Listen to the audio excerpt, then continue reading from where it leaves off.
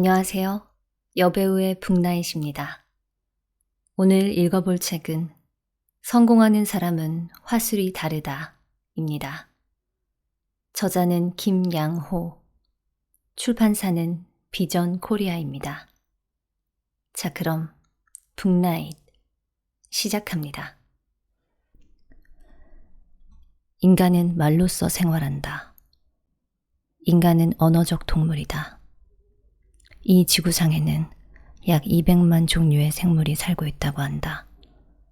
수많은 동식물과 미생물이 땅과 바다, 하늘을 터전으로 삼아 생명의 합창을 노래하는데 그 중에서도 유독 인간을 가리켜 만물의 영장이라고 부른다. 그러나 개개인으로 볼 때 인간한테는 만물의 영장이 될 소지가 별로 없는 것 같다. 달리기만 하더라도 말이나 타조를 당할 수 없으며 날개로 치더라도 제비나 독수리는 고사하고 닭만큼도 날지도 못한다. 그런데도 자동차를 타고서 쌩쌩 달리며 비행기를 만들어 하늘을 종횡무진 누빈다. 이렇게 보면 인간은 스스로 갖지 못한 재주를 승화시켜 만물의 영장이 된 듯하다. 그래도 인간이 뭔가 다른 특징을 갖추었기에 만물의 영장으로 군림하는 것이 아닌가. 그래서 학자들은 인간을 사회적, 이성적, 정치적인 동물로 도구와 언어를 사용하는 특징을 갖고 있다고 들고 있다. 이외에도 인간의 특징을 꼽자면 이루 다 헤아릴 수 없겠지만 그 중에서도 가장 인간다운 요소는 말을 할 줄 안다 라는 것, 즉 언어를 사용하는 동물이라는 점이다. 인간은 말을 통해서 서로 의사를 전달하고 인류의 지혜를 말에 담아 계승 발전시켜 찬란한 문화와 문명을 피우고 있다.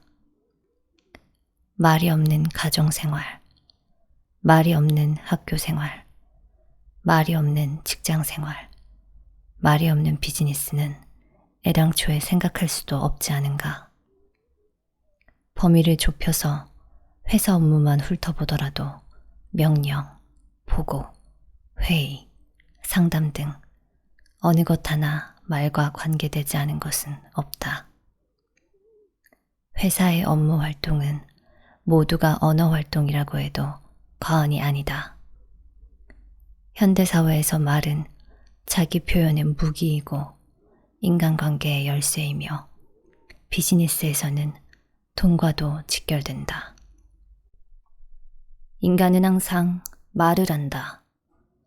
우리는 스피치 중심의 사회 속에서 살고 있으며 그 결과 원하든 원하지 않든 우리는 모두 화술가가 되어야 한다.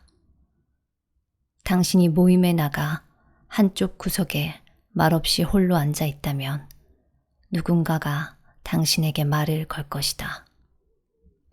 어디가 잘못되었습니까? 재미없습니까? 우리는 더불어 사는 사회의 일원이며 인간관계는 말로 시작해서 말로 끝난다고 해도 과언이 아니다. 미스터 글럼은 금성에서 발행되는 금성신문의 기자이다. 글럼의 임무는 지구를 방문하여 지구인들의 풍습에 관해 보도하는 것이다. 지구에 도착하자마자 처음으로 느낀 것은 인간 음성에 의한 끝없는 소음이었다.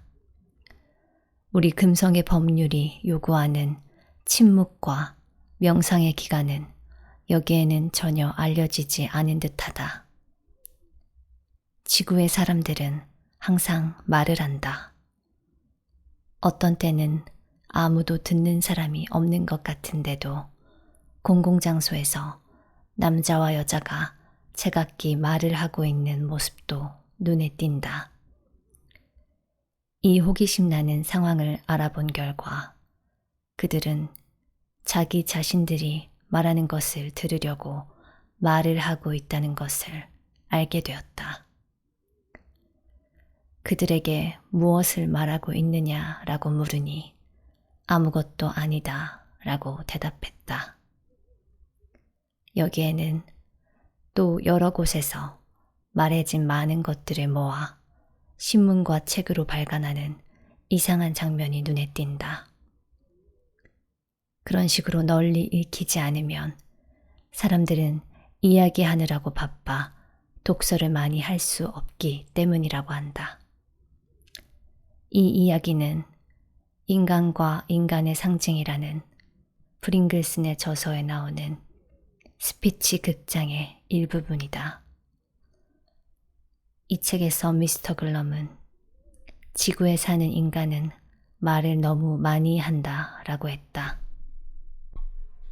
우리는 말을 너무 많이 하면 수다쟁이로, 말을 너무 적게 하면 벙어리인 양 생각하고 있다.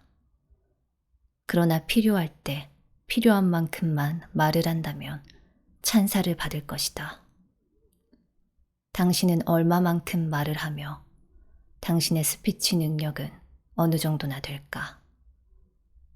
스탠포드 대학교의 연구 결과에 따르면 한 사람의 인생에서 성공을 가늠할 수 있는 것은 다음과 같은 질문에 어떻게 답하느냐로 예상할 수 있다고 한다. 당신은 지금 당장 자리에서 일어나 자신의 생각을 제대로 말할 수 있습니까?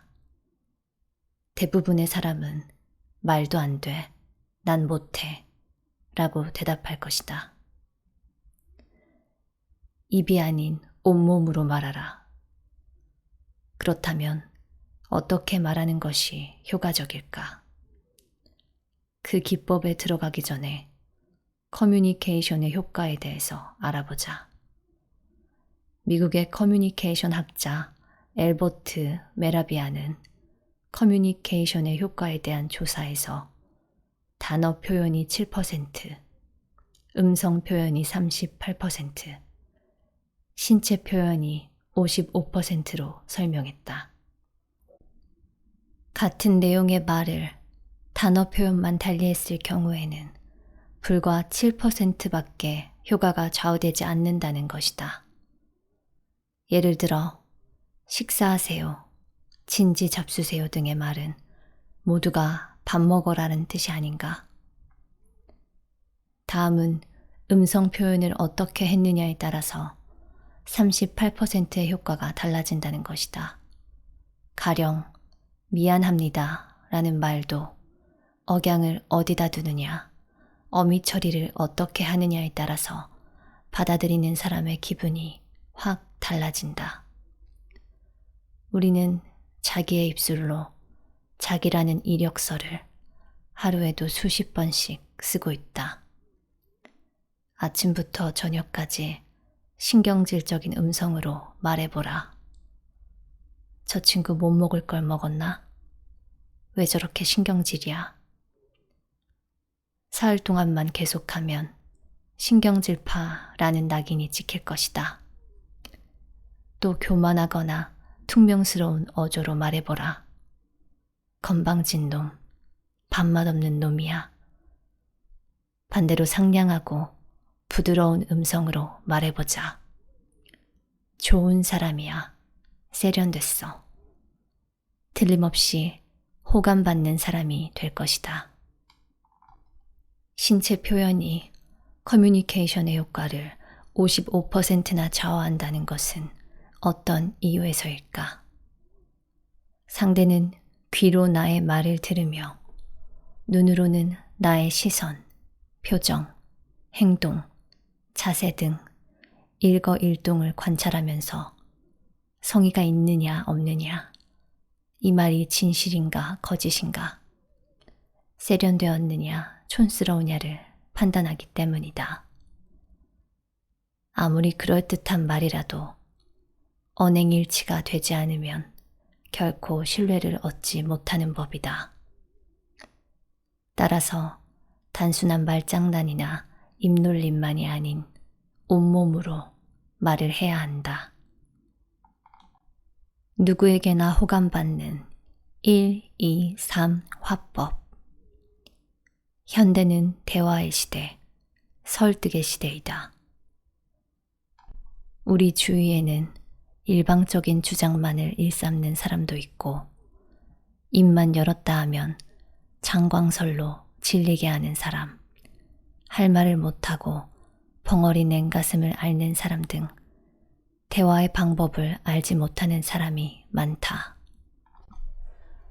대화란 글자 그대로 나와 너가 서로 주고받는 말이다. 혼자 이야기하는 것은 독백이거나 설교이고, 침묵은 대화의 단절을 의미한다. 서투른 대화 때문에 많은 사람이 인간관계, 특히 비즈니스에서 손해를 본다. 이런 문제를 해결할 수 있는 대화의 공식인 1, 2, 3 화법이 있다. 1분 이내로 끝낸다. 현대인은 타인의 장광설을 싫어한다. 요즘 사람들은 배울 만큼 배웠기 때문에 두뇌 회전이 빠르다. 그런데도 한 말을 되풀이해 길게 늘어놓으면 그것은 설교가 되어버리고 만다. 따라서 자기의 말은 상대의 말을 이끌어내기 위한 문제 제기를 하는 정도로 짧게 하는 것이 좋다. 2분 이상 상대가 말하게 한다. 사람은 누구나 자기의 말을 하려고 한다. 그러니까 상대가 말을 많이 하게끔 2분 이상 기회를 주어야 한다. 사람의 입이 하나이고 귀가 둘인 까닭은 적게 말하고 많이 들으라는 의미이다.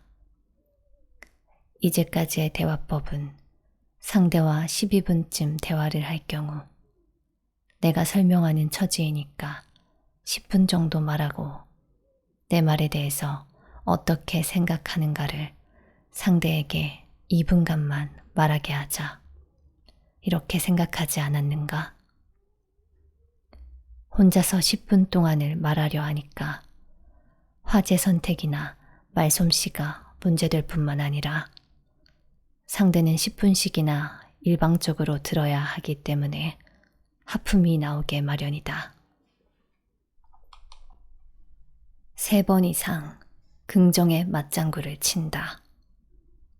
대화는 상대가 반응을 보일 때 활기를 띈다. 반응이 없으면 말할 기분이 나질 않는다. 따라서 그렇군요.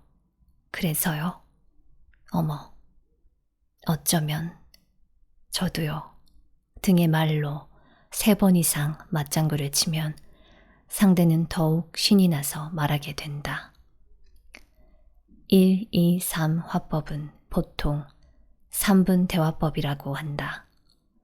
1분 동안 말하고 2분 동안 들으며 3번 이상 맞장구를 치는데 드는 시간은 모두 3분이다. 그렇다면 중요한 이야기를 어떻게 1분 동안에 다 말할 수 있느냐라고 반문하는 사람도 있을 것이다. 그러나 걱정할 것이 없다. 3분이란 최소한으로 대화를 나누는 기본단위다. 12분 동안 대화할 시간이 있다면 4단계로, 15분 동안 대화할 시간이 있다면 5단계로, 30분 동안 대화할 시간이 있다면 10단계로 나누어 전개하면 된다. 아무리 긴 협상이나 상담도 3분 대화의 연속이다. 화술은 검술과 같다. 언젠가 나는 무심코 던진 한마디 때문에 언쟁을 하고 오래 사귄 친구 하나를 잃어버릴 뻔했다. 이 친구를 만난 것은 30여 년 전. 명동 뒷골목 영어 원서를 파는 헌 책방에서였다. 지금은 세계 어느 나라의 책이든 마음대로 구할 수 있지만 당시 국내에는 내가 원하는 화술에 관한 책은 전혀 없는 상태였다. 책방 주인과 함께 있던 그는 허탈하게 돌아서는 내게 다가와 연락처를 달라며 자기가 한번 구해보겠노라고 했다. 그의 성은 전씨이고 서적 중개인이었다. 그 후 10여 년 동안 그로부터 상당히 많은 책을 구할 수 있었다. 이런 연유로 자주 만나게 되었다. 어느 날인가 그도 알고 나도 아는 몇몇 지인이 모여 술잔을 나누며 이런저런 이야기가 오갔다. 그러다가 한 친구가 전씨를 가리키며 이 친구는 제갈공명이야 하며 똑똑함을 칭찬했다. 그럼 제갈공명이고 말고 하고 맞장구를 쳤으면 좋으련만 나는 전씨의 외모가 제갈공명과는 너무 멀다는 생각을 하고 무심코 한마디를 던졌다. 제갈공명은 안 어울려. 방통쯤은 될 거야. 그러자 전씨는 뭐가 어째? 하며 불같이 화를 내었다. 10여 년 동안 사귀었지만 그렇게 화를 내는 모습은 처음이었다. 삼국지에 나오는 인물 가운데 제갈공명에 버금가는 제사가 봉추 방통이다. 방통에 비유된 것도 굉장한데 왜 그렇게 화를 냈는지 지금도 이해가 안 간다. 어쩌면 그 친구는 방통을 밥통으로 잘못 들은 것인지도 모르겠다. 커뮤니케이션은 생각보다는 쉽지가 않다. 자칫 무심한 말 한마디가 대인관계에서 예기치 못했던 불협화음을 일으킬 수 있다. 유창한 말솜씨도 중요하지만 상대의 처지를 고려하는 적절한 언어 선택이 더욱 중요하다 하겠다. 대중을 상대로 말을 하거나 글을 쓰는 사람들이 가끔 걸려드는 함정이 있다. 이른바 설화 사건과 필화 사건이다. 나도 이것들 때문에 곤혹스러운 적이 있다. 라디오 프로그램의 초대 손님으로 2년 동안 출연한 적이 있었다. 내가 다루는 내용은 주로 직장이나 가정에서의 인간관계에 대한 것이었다. 사회자가 질문을 하고 내가 답변을 하는 형식이었다. 어느 날인가 방송에서 나는 아내의 유형에 대해서 이야기를 했는데 이것이 말썽을 일으켰다. 아내의 유형에는 4가지가 있습니다. 첫 번째는 당나귀형으로 일밖에 모르는 아내입니다. 남편이 분위기라도 잡으려고 하면 그럴 시간이 어디 있냐는 투로 뿌리치고 일감에 손을 대는 살림꾼이죠. 두 번째는 강아지형으로 애교가 풍부한 아내입니다. 남편이 퇴근하여 돌아오면 반갑게 맞이하며 열렬한 포옹과 키스를 퍼붓는 애교덩어리라고 할 수 있죠. 세 번째는 돼지형으로 수다스러운 아내입니다. 처녀 때의 날씬한 몸매는 푹 퍼졌으며 웬만한 소리에는 노여움도 타지 않고 이 집 저 집 다니며 마구 떠드는 수다쟁이죠. 네 번째는 고양이형으로 곧잘 핥히는 아내입니다. 항상 단정한 옷차림에 곱게 화장을 하고 자기 관리에 철저합니다. 그러나 자기의 자존심을 조금만 건드리면 남편이나 자식을 가리지 않고 고양이처럼 핥히어서 상처를 줍니다. 특히 계모나 이혼녀 중에 많습니다. 이 방송이 끝나자마자 방송국의 전화통은 불이 났고 내 사무실에도 항의 전화가 빗발쳤다. 계모와 이혼녀들이 들고 일어났던 것이다. 나와 통화를 했던 한 여성은 계모였다. 저는 선생님의 열렬한 팬입니다. 그래서 한 번도 빠짐없이 선생님의 말씀을 경청했습니다. 그런데 오늘은 너무했습니다. 제가 바로 계모입니다. 저는 계모 소리가 듣기 싫어서 아이도 낳지 않고 전실 자식을 친자식 이상으로 보살피고 있습니다. 그런데 우리 집 남편이 이 방송을 들었다면 어떻게 생각하겠습니까? 울면서 하소연하는 여성의 말에 나는 죄책감을 느꼈다.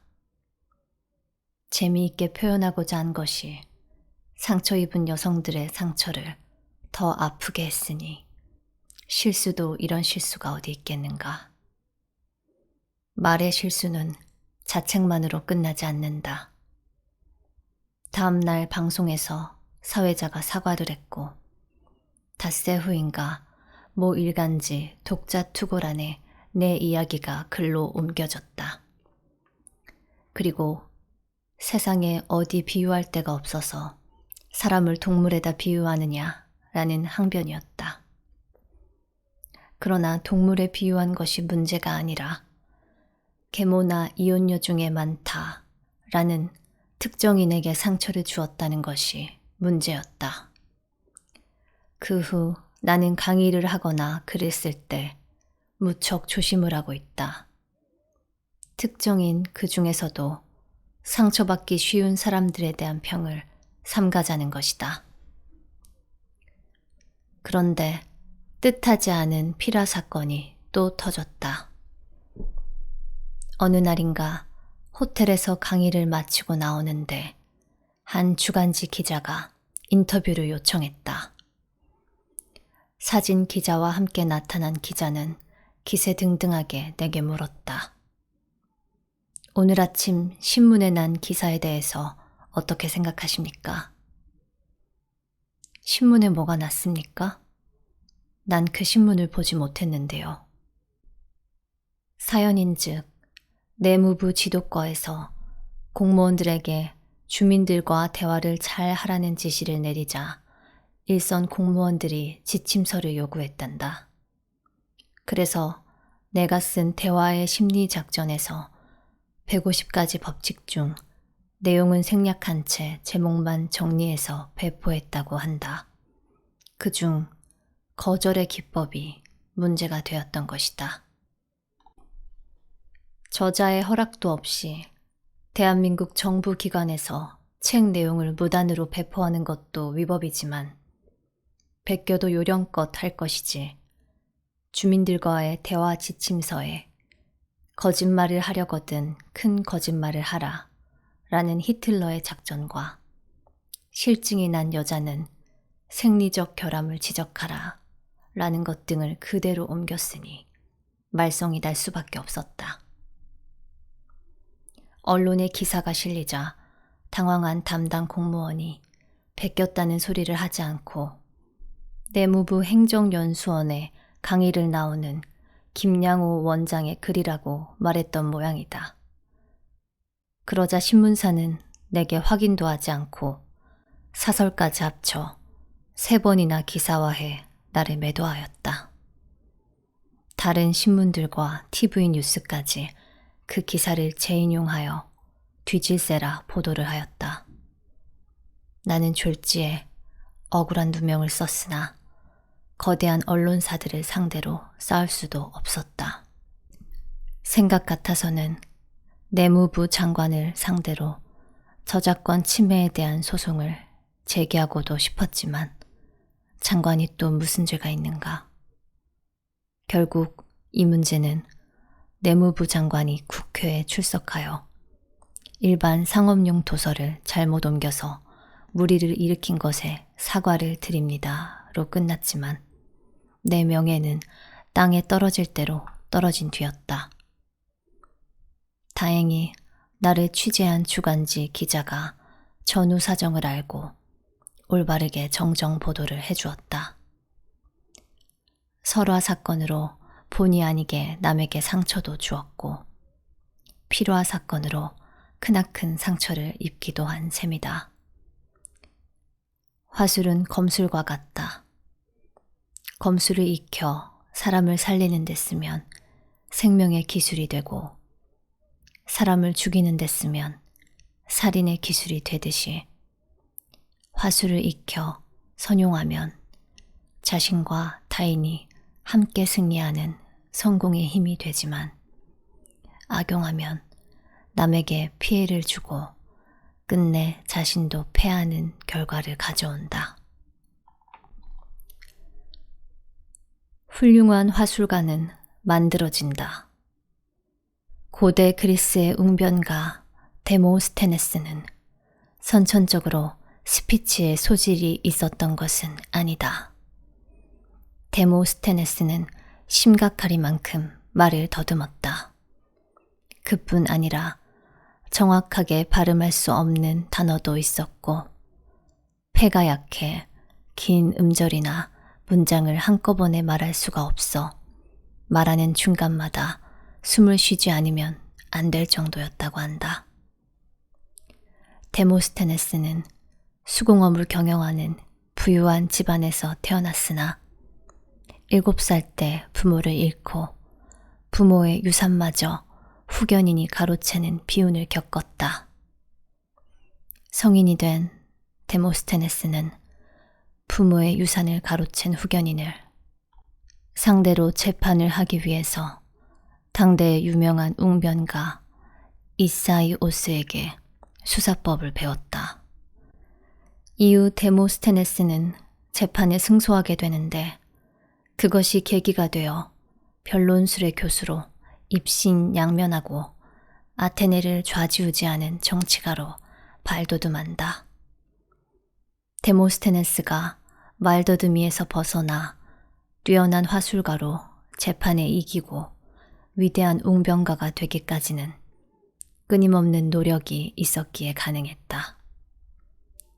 그는 발음을 정확하게 하기 위해 입속에 작은 돌멩이를 넣고 발음 연습을 하였으며 호흡을 키우기 위해 가파른 언덕을 뛰어 올랐고 대중을 설득하기 위한 몸짓을 익히기 위해 거울 앞에서 연구하고 어깨를 축 켜 올리는 버릇을 고치기 위해 예리한 칼날 밑에서 연습을 하였다. 또한 이론적으로 다양한 지식을 쌓기 위해 지하실에 서재를 만들고 한 달 남짓 두문분출하며 독서와 연구에 몰두하기도 하였다. 그때 밖으로 나가고 싶은 유혹을 물리치려고 머리와 수염을 반쪽씩 깎았다 한다. 어디 그뿐인가. 대중에게 이야기할 문장을 멋지게 만들기 위해서 세지 데이지라는 역사가의 저서를 8번이나 베껴 쓰는 노력도 했다.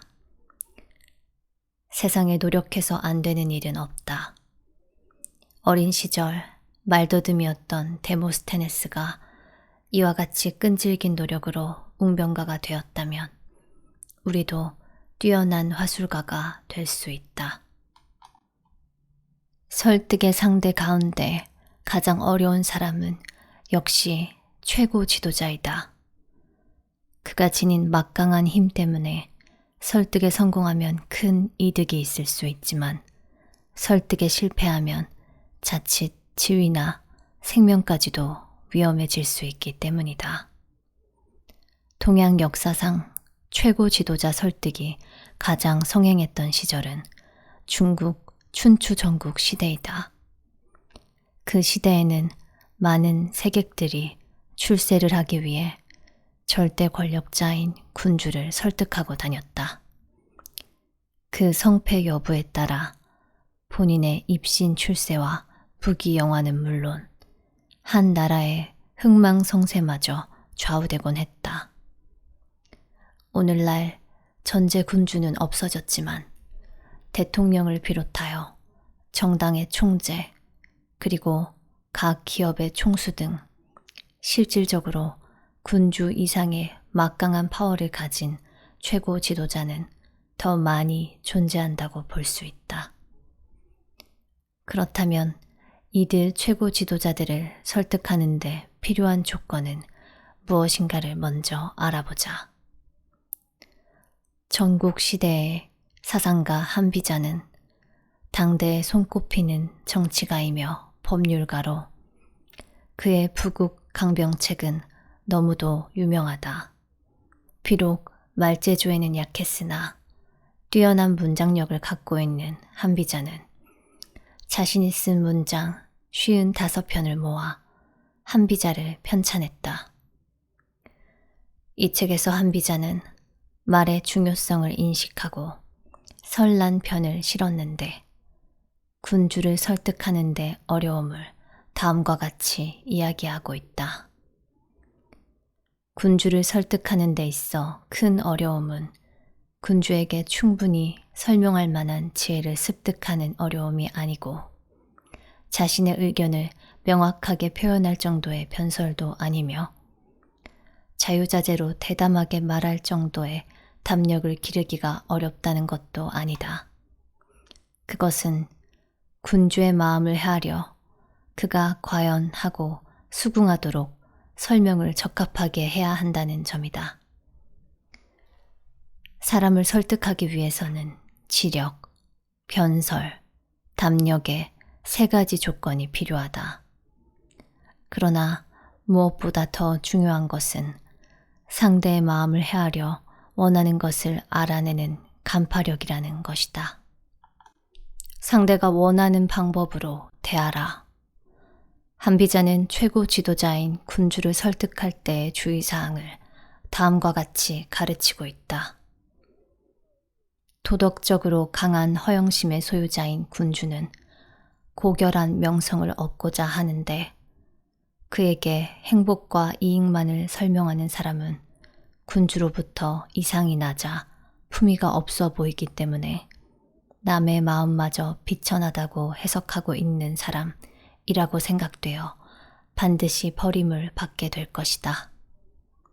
반대로 군주가 행복과 이익을 얻었으면 하고 바라는데 그것을 무시한 채 실리를 떠나 고상한 일만 설명하는 사람은 군주로부터 이놈은 세상의 일에 무관심하고 실정에 어두운 사람이라고 생각되어 결코 중용되지 못할 것이다. 또한 내심 행복과 이익을 얻었으면 하고 바라면서도 겉으로는 고상한 명예와 절조를 존중하고 있거나 그 반대가 되는 경우에 어느 한편만을 가지고 군주를 설득하려 한다면 표면적으로는 중용할 것처럼 하면서 실제로는 그 사람을 멀리할 것이다. 따라서 설득을 하려는 사람은 군주의 마음을 주도 면밀하게 파악해두지 않으면 안 된다. 상대가 명성을 얻고자 하는데 돈벌이에 관한 이야기를 해봐야 소용이 없으며 상대가 돈을 벌려고 하는데 아무리 아름다운 이상론을 피력해봐야 역시 소용이 없다. 상대가 무엇을 원하는가에 초점을 맞춰서 설득하지 않으면 안 된다는 것이다. 한비자가 지적한 이 교훈은 오늘날에도 그대로 적용된다. 예로부터 전해오는 인간관계에 황금률이 있다. 남에게 대접받기 원하는 대로 너희도 남을 대접하라. 신약 성서 마태복음 7장 12절에 나오는 구절이다. 그런데 이 황금률에 문제점이 발견되었다. 농촌에 사는 노부부가 서울 아들집에 잠시 다니러 왔다. 아들은 출근하면서 아내에게 당부를 한다. 여보, 부모님이 자주 오시는 것도 아니니까 돈 아끼지 말고 잘 대접해드려. 며느리는 어떻게 하는 것이 잘 대접하는 걸까 하고 곰곰이 생각하다가 인간관계 황금률이 생각났다. 며느리는 시부모님을 특급 호텔로 모시고 가서 스테이크를 시켰고 오랜만에 분위기 좋은 곳에서 맛있는 식사를 했다. 그런데 시부모님은 그 맛있는 스테이크를 먹는 둥 마는 둥 하는 게 아닌가. 돈을 계산하고 나오는데 남편의 얼굴이 떠올랐다. 여보, 돈 아끼지 말고 잘 대접해드려. 식사를 잘 하셨으면 한 번으로 끝나련만 그렇지 않았으니 다시 모시고 갈 수밖에 없었다. 그래서 다시 시부모님을 피자 가게로 모시고 갔다. 며느리가 스테이크 다음으로 피자를 좋아하기 때문이다. 피자 역시 노인들의 구미에 맞을 리가 없었다. 결국 며느리는 돈만 많이 쓰고 시부모님 대접에 만족을 드리지 못했다. 왜 이런 상황이 벌어지게 된 것일까? 며느리는 자신이 대접받기 원하는 방식으로 시부모님을 모셨기 때문이다. 만약 며느리가 시부모님의 처지를 배려했다면 스테이크보다는 불고기를, 피자보다는 빈대떡을 사드렸을 것이다.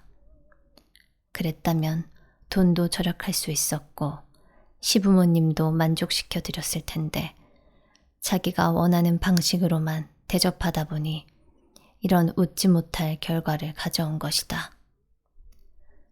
행동심리학자이자 컨설팅 트레이너인 미국의 토니 알레산드라와 마이클 오코너가 30년 동안 공동으로 연구하여 발표한 피플 스마트는 인간관계 황금률의 사상이 현대에는 맞지 않는다고 지적하고 인간관계의 백금률을 새롭게 제시하여 세인의 시선을 끌었다. 백금률이란 상대가 원하는 방법으로 상대를 대접하라 이다. 황금률이 자기 본위인데 반해 백금률은 상대 본위이다. 즉, 자기 처지가 아닌 상대의 처지에서 사물을 보고 설득하라는 것이다. 2300여 년 전 한비자가 설파한 바와 같이 설득하려는 사람은 자신이 바라는 대로 말하지 말고 상대가 무엇을 원하는가에 초점을 맞춰 말해야 성공할 수 있다는 것과 같다. 온고지신, 새로운 것만 좋다고 생각지 말고 옛 것을 익히고 그것을 바탕으로 새로운 것을 깨닫는 일이 중요하다. 한비자는 군주를 대할 때 언어와 행동을 조심해야 하며 말을 잘못할 경우 목숨까지 위태롭다고 경고한다. 그리고 다음의 7가지를 특히 조심해야 한다고 했다. 군주는 자신의 비밀이 누설되는 것을 매우 두려워한다. 의도하지 않았지만 우연히 이야기하는 중에 군주가 숨기고 있는 것을 언급하면 이미 목숨은 위태롭게 된다. 군주가 표면적으로는 명령을 내려 어떤 일을 진행하고 있으면서도 실제로는 다른 일을 하려고 생각하는데 신하가 군주의 의중을 알아채고 누설하면 그 또한 목숨이 위태롭다. 설득자가 중대한 일을 계획하여 군주의 마음에 들었을 경우에도 누군가가 낌새를 알아채고는 외부에 누설되었다면 설득하려는 자신이 누설한 것이 되어 목숨이 위태롭다. 군주의 신용이 두텁지 않아 아직 총애를 그다지 받지 못하는데 자기의 모든 지혜를 속속들이 드러내어 이야기했다면 설령 그 주장이 채택되어 공이 있다 해도 그 은상은 잊히고 만다. 더구나 그 주장이 채택되지 못하고 실패로 끝나면 이 사람은 엉터리를 말한다 라고 군주에게 의심을 받을 것이다. 이 경우도 목숨이 위태롭다. 군주가 무언가 잘못을 저질렀을 때 설득자가 그 잘못을 들춰내어 역설을 하면 역시 목숨이 위태롭다. 군주가 타인이 생각해준 훌륭한 계획을 자기 공명인 것처럼 하고자 하는데 설득자가 그 경위를 알고 있다는 투로 말하더라도 목숨이 위태롭다. 군주의 능력으로는 아무리 해도 불가능한 일을 설득자가 하라고 권유하거나 이미 벌어져 그만둘 수 없는 일을 자꾸 그만두라고 하면 그 역시 목숨이 위태롭다. 이상의 7가지는 상사와 부하의 관계에서 어떻게 해야 좋을 것인가에 대한 조언으로 오늘날 비즈니스맨들도 귀를 기울이지 않으면 안 될 중요한 처세의 포인트이기도 하다. 남을 설득하여 자기가 의도한 대로 움직이게 하는 것은 확실히 어려운 일이다. 특히 부하의 처지에서 상사를 설득한다는 것은 더욱 어렵다고 하는데 한비자는 상사의 마음을 움직일 수 있는 테크닉을 다음과 같이 가르치고 있다. 설득의 요령은 상대가 스스로 가장 자신 있다고 생각하고 있는 점을 화려하게 잘 꾸며주고 수치스럽게 여기고 있는 점을 감추어주는 방법을 잘 터득해 두는 것에 있다. 예컨대 상사가 남몰래 서둘러서 했으면 하는 일이 있을 경우에는 그것이 대의 명분에 합당함을 시사하고 상사가 그 일을 강력히 단행할 수 있도록 작용해야 한다. 상사가 추진하려는 일이 이상만 고지했지 현실적으로는 도저히 실행될 것 같지 않을 경우에는 그 이상은 좋지만 그 일이 잘못되었을 때의 폐해를 차분히 설명한 후 실행하지 않는 편이 낫다고 강하게 주장하는 것이 좋다. 상사가 자기의 지혜를 자랑하고 싶어 하는 경우에는 상사가 당면에 있는 문제와는 다르지만 같은 종류의 사례와 여러 가지 참고 자료를 제공하며 슬그머니 상사의 지혜를 돕는 것이 좋다. 이상 3가지가 상사의 마음을 움직이고 조종할 수 있는 테크닉인데 여기에 곁들여 한비자는 다음과 같이 충고한다. 요컨대 강설하는 점의 취지가 상대의 마음에 거슬리지 않고 말투 역시 상대의 마음에 거슬리지 않게 될 정도로까지 친밀해진 다음에야 비로소 자기의 지력이나 변설을 총동원하여 설득하는 것이 좋다. 몇천 년이 지나도 인간 심리의 본질은 변하지 않는다. 한비자가 분석하고 처방한 설득 방법은 오늘날에도 분명히 유효하다. 대중을 사로잡는 화술가의 비결. 도울 김용옥의 강의는 왜 인기가 있을까? 스피치 능력을 가장 필요로 하는 사람은 교수나 목사이다. 똑같은 텍스트를 가지고서도 어떤 사람은 청중을 졸게 하고 어떤 사람은 알기 쉽고 재미있게 말한다. 어디에 차이가 있으며 인기 있는 비결은 무엇일까? 2000년대에 들어서면서 대중에게 가장 인기 있는 연사 가운데 하나는 도울 김용옥이다. 인기가 치솟자 시샘이라도 하듯이 몇몇 사람들이 혹평을 가하지만 도울의 대중적인 인기에는 변함이 없다. 도울의 텔레비전 강의는 어째서 인기가 있는 것일까? 시비가 되고 있는 내용 해석에 진위는 제쳐놓고 프레젠테이션 측면에서 분석해보면 5가지 이유를 꼽을 수 있다. 강의의 테마와 박식함이다. 노자와 공자는 우리 민족에게 친숙한 인물이며 그들의 사상은 우리의 정신문화에 지대한 영향을 미쳤다. 누구나 다 아는 것 같으면서도 잘 모르는 내용을 동서양을 넘나들며 새롭게 해석하는 그 박식함에 청중은 우선 감탄을 금치 못한다. 혼신의 힘을 다하는 열정이다. 강의에 도취하여 땀을 철철 흘리며 침이 튀든 말든 괴성에 가까운 원시적인 목소리로 열강을 한다. 고고한 척 딱딱하고 냉랭한 강의에 실증난 청중들이 도올의 열정에 빨려드는 것은 당연하다. 알기 쉬운 용어의 선택이다. 학자들은 자기 수준에 맞는 고상하고 어려운 전문 용어를 남발하는 데 반해 전문 용어를 사용하되 그 용어를 누구나 알 수 있는 쉬운 말로 풀이를 하고 때로는 저속한 용어도 실감나게 구사한다.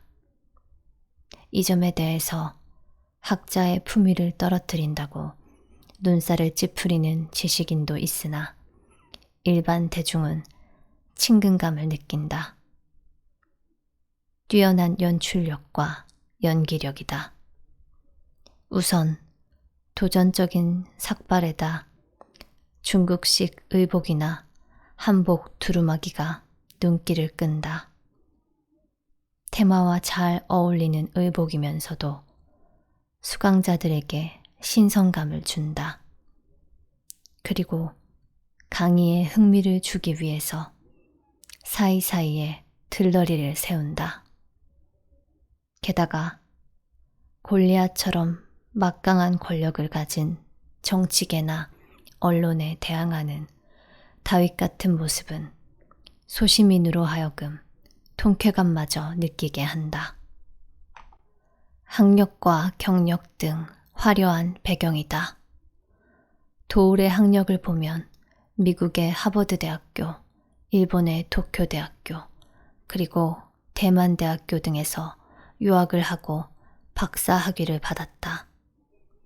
또 고려대학교 교수로 재직하다 어느 날 갑자기 사표를 던지고는 한의대에 입학해 졸업 후 한의사가 되기도 하였다. 그의 다양한 삶의 모습은 한마디로 기인이다. 이런 남다른 배경이 사람들에게 신뢰감을 준다. 캘리포니아 기술연구소의 로저 스페리 박사는 인간 정신의 두 가지 측면이라는 연구로 노벨상을 받았다. 그가 처음으로 발견했고 꾸준히 연구해온 두뇌 활동은 대인 커뮤니케이션의 이해에 지대한 영향을 끼쳤다. 로저 스페리가 밝혀낸 바로는 우리의 대뇌 활동은 좌뇌와 우뇌가 나누어 왔는데 그 기능과 역할이 다르다. 좌뇌는 언어뇌라고 일컫듯이 문자를 매개하는 영역이다. 논리적이고 합리적인 사고를 요하는 학술적인 연구는 주로 좌뇌에서 이루어지는데 언어, 숫자, 기호, 분석, 계산, 추리, 판단, 구성 등과 관련이 있다. 많은 사람이 좌뇌가 말을 매개하는 영역이라고 알고 있는데 우리가 말을 하기 위해서 단어를 사용하기는 하지만 말에는 단어 이상의 것들이 훨씬 많다. 만약 연사가 연설문을 담담하게 읽는다면 청중의 좌뇌만을 자극하게 된다.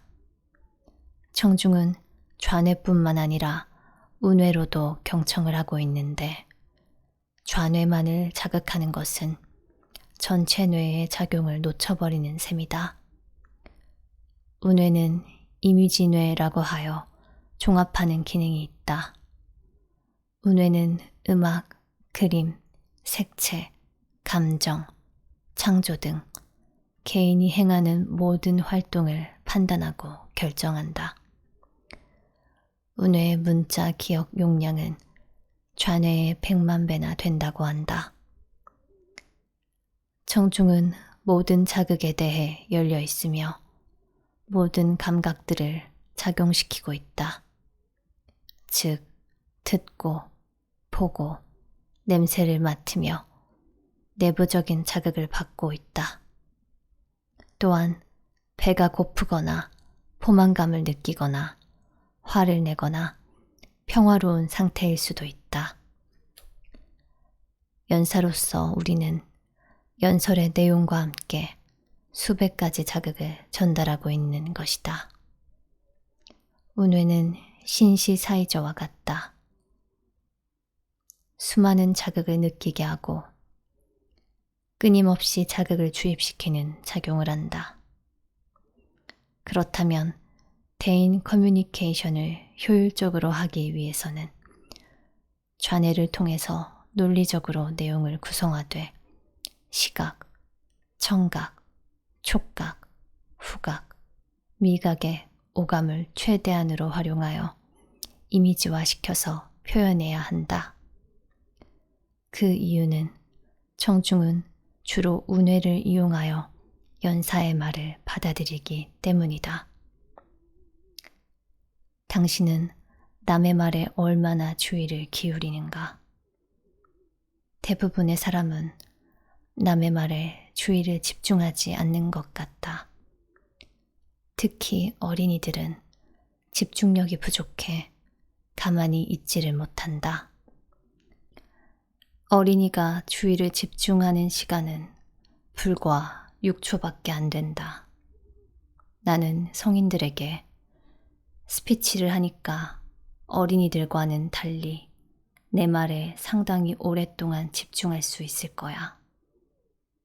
물론 성인이 집중하는 시간은 어린이들보다는 길다.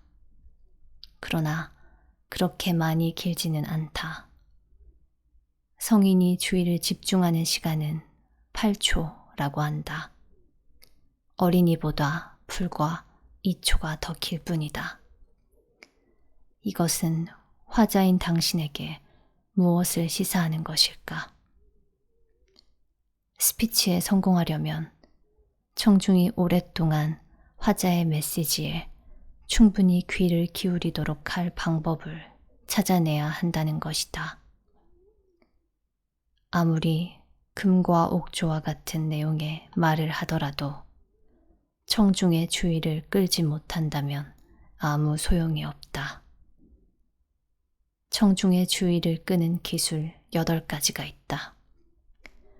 그 기술들은 어떤 그룹에도 효과가 있으며 개인 대 개인일 경우에도 마찬가지다. 극적이게 말하라. 사람들은 그저 그런 평범한 이야기에는 귀를 잘 기울이지 않는다. 보다 감동적이고 인상적인 것, 다시 말해 극적인 것에 주의를 집중한다. 따라서 화자는 무언가 기대 이상의 이색적인 말로 청중의 주의를 끌고 흥미를 불러일으켜야 한다. 청중 속의 개개인을 보라.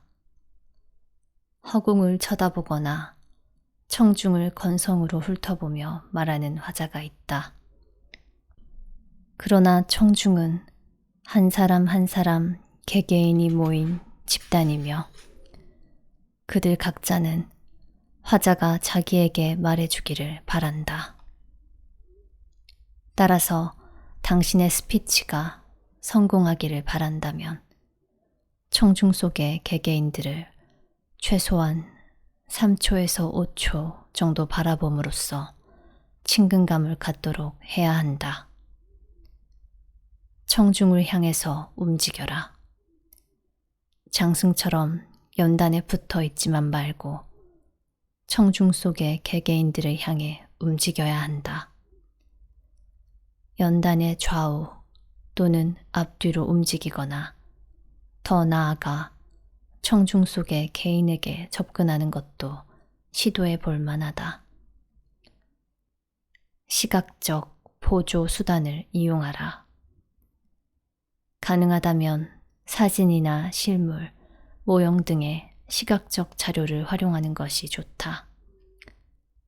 그러나 가장 훌륭한 시각적 보조 자료는 화자 자신이다. 복장이나 표정, 그리고 몸짓의 효과를 최대한으로 살려야 한다. 질문과 대답을 활용하라. 특히 소집단 앞에서 연설할 경우 이 문제에 대해서 어떻게 생각하십니까? 와 같은 질문은 소극적인 참여자를 적극적인 참여자로 바뀌게 한다. 또 여기에 의문 나는 점이 있으면 질문해 주십시오. 라고 질문을 유도하고 질문에 대답하는 것도 효과를 높인다. 지원병을 이용하라. 모호한 질문이나 돌발 사건이 일어났을 때는 당황하지 말고 이 문제에 대해서 아는 분이 계십니까? 또는 지금 무슨 일이 일어난 겁니까? 하고 자발적으로 대답할 사람이 있는지 물어본다. 비밀 장치를 사용하라. 남몰래 찍은 사진이나 현장 촬영의 비디오 등은 훌륭한 비밀 장치로 더욱 극적인 효과를 증대시킬 수가 있다. 또한 화제의 주인공이나 증인을 클라이맥스에 등장시키는 것도 좋다. 청중의 관심사를 찾아라. 사람은 누구나 자기가 관심을 두고 있는 것을 듣고 싶어 한다. 관심 밖의 이야기는 아무리 요란해도 귀를 기울이지 않는다. 따라서 청중을 분석하고 그들이 진심으로 관심이 있는 것이 무엇인가를 파악하고 거기에 초점을 맞춰서 말해야 한다. 유능한 낚시꾼은 물고기가 좋아할 만한 미끼를 단다는 사실을 명심하자.